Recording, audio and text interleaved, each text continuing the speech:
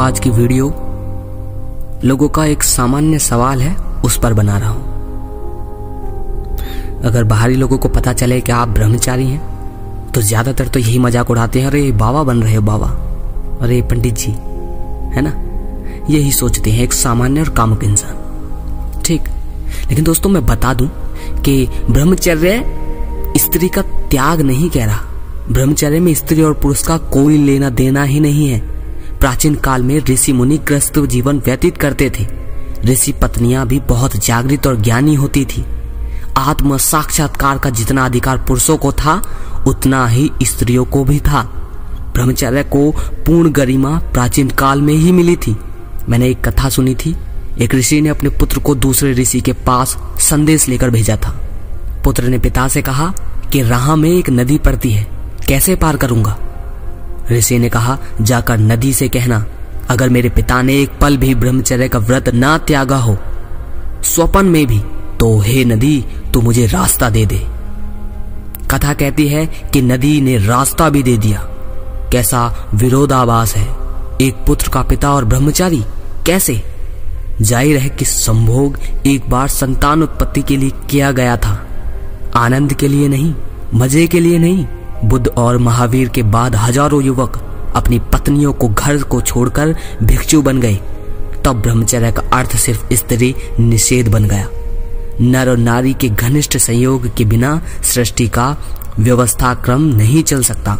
दोनों का मिलन काम तृप्ति एवं प्रजनन जैसे पशु प्रयोजन के लिए नहीं होता।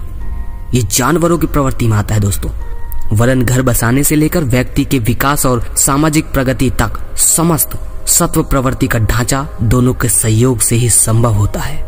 यह आप लोगों को भी पता है। अध्यात्म के मंच से एक और बेसुरा राग आलापा गया कि नारी ही दोष दुर्गुणों की पाप पतन की जड़ है। नहीं, ये गलत है। और ये भी कहते हैं उससे सर्वथा दूर रहकर ही स्वर्ग मुक्ति और सिद्धि प्राप्त की जा सकती है। इस सनक में लोग घर छोड़कर भागने में, स्त्री बच्चों को बिलखता छोड़कर भीख मांगने और दर दर भटकाने के लिए निकल पड़े। तंत्र के पथिकों ने आज्ञा चक्र में अर्थ नारीश्वर की कल्पना की है। यह कल्पना नहीं, यथार्थ है। विज्ञान भी स्वीकारता है कि हर स्त्री में एक पुरुष विद्वान है और हर पुरुष में एक स्त्री।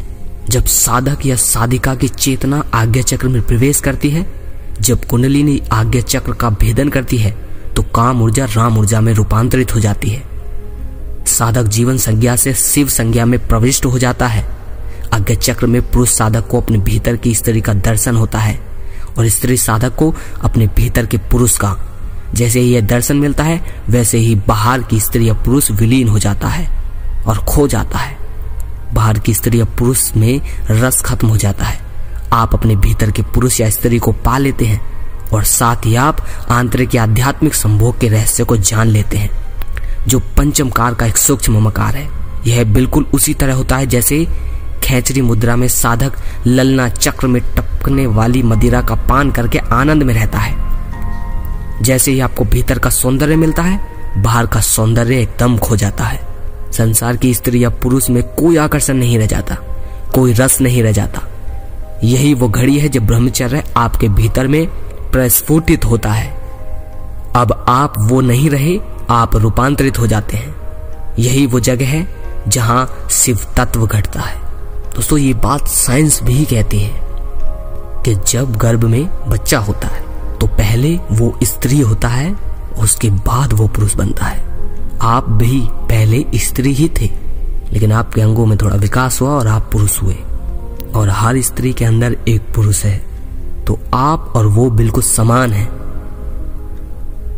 स्त्री से ब्रह्मचर्य में भागने की जरूरत नहीं है।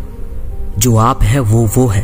ब्रह्मचर्य ने हमेशा गृहस्थ को उच्च बताया है। आप गृहस्थ होकर भी ब्रह्मचर्य का पालन कर सकते हैं। बिल्कुल, आपको कोई साधु बनाने का मेरा उद्देश्य नहीं है। ब्रह्मचर्य की सच्ची महिमा बताकर आपके जीवन को बदलना ही मेरा उद्देश्य है। अगर लगे शेयर करने लायक तो वीडियो को चाहे गृहस्थ में रहने वाला इंसान हो या एक ब्रह्मचारी और या कोई कामुक इंसान, सभी के पास शेयर कीजिए ताकि हो सके कि उनके मन की कामुकता और सवाल खत्म हो जाए। अगली वीडियो में फिर मिलते हैं। जय श्री कृष्ण।